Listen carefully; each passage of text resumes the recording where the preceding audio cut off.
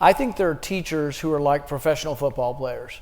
You know, there's 1,000 professional football players that are extraordinary. There's probably 10,000 extraordinary teachers. Let's find those teachers, put them on the internet, and have them teaching most of our kids.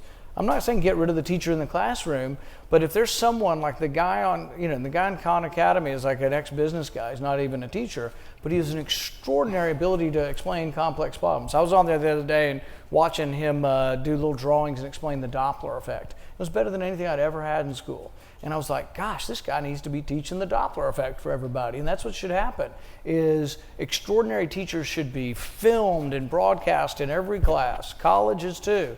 I mean, there's so much information and ability to transmit it that we need to allow for innovation and not just be stuck in the old model. But the old model is because people don't want to allow anybody to get involved with the system.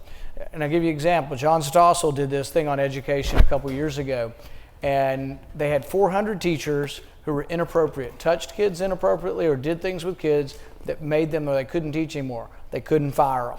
They had them in a building in New York City, and they just were there day after day being paid, but nobody could fire them because the contract was 14 pages. The union you couldn't even fire a pedophile.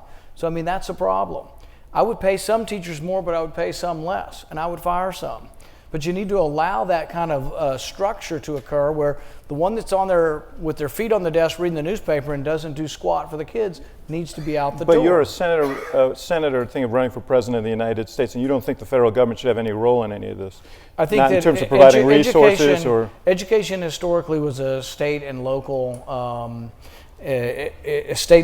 subject, and I think that what we've seen is, since we spend about $100 billion in the Department of Education each year, and that's been going on since 1980.